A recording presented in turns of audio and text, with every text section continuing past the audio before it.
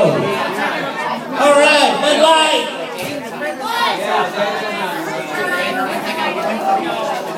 Here's Stan, everybody. This here is a story. Charlie Daniels.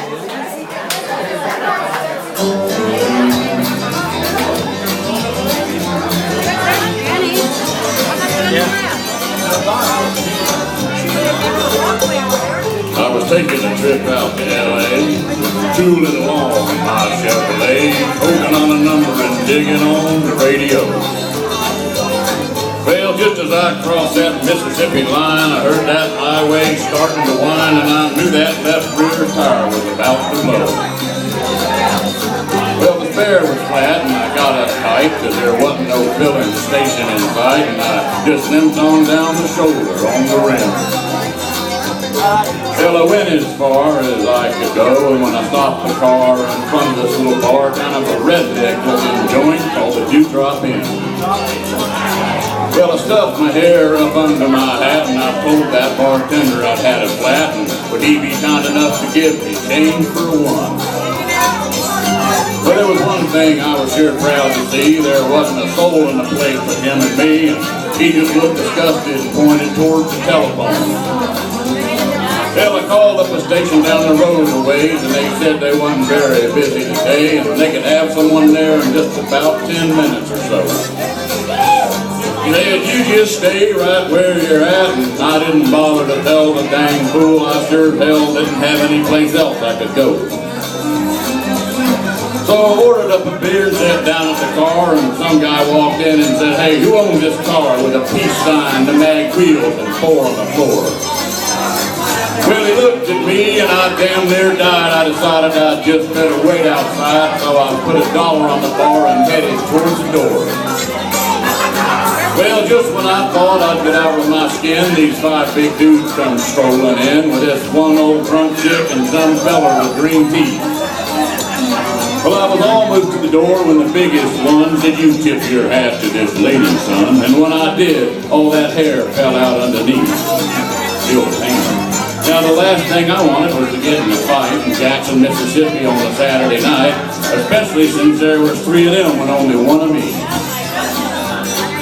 Well, they all started laughing, I felt kind of sick, and I knew I'd better think of something pretty quick, so I reached out and kicked old Green Teeth right in the knee. He let out a yell that curled your hair, but before he could move, I grabbed me a chair and said, watch him, folks, he's a fairly dangerous man. You may not know it, but this man's a spy. He's an undercover agent for the FBI. He's been sent down here to infiltrate our Ku Klux Klan. He was still bent over, holding on to his knees, but everyone was looking and listening to me. So I laid it on thicker and heavier as I went. Say, would you believe this man had gone as far as tearing Wallace stickers from the bumpers of cars, and he even voted for George McGovern for president. He's a friend of them long-haired, hippie-type pink oak fags. I'll bet you he's even got a commie flag tacked up at home on the wall in his garage. He's a snake in the grass, I tell you guys. He may look dumb, but that's just a disguise. He's a mastermind in the ways of espionage. Well, they all started looking real suspicious at him, and he jumped up and said, now you wait a minute, Jim. You know he's lying. I've been living here all of my life. Well, I'm a faithful follower of Brother John Birch, and I belong to the Antioch Baptist Church. And I ain't even got a garage. You can call home and ask my wife. Then he started saying something about the way I was dressed, but I didn't hang around to hear all the rest. I was too busy moving and hoping I didn't run out of luck. When I hit the ground, I was making tracks. They was just taking my car down off them jacks. And I threw that man a 20 and hopped in and fired that mother up. Mario Andretti would have sure been proud of the way I was moving when I passed that crowd, coming out of the door and headed towards me in a trot. Well, I guess I should have gone ahead and run, but you know, somehow I couldn't resist the fun of chasing them all just once around the parking lot. Well, they headed for the car, I hit the gas, and I spun her around and head them off at the fast.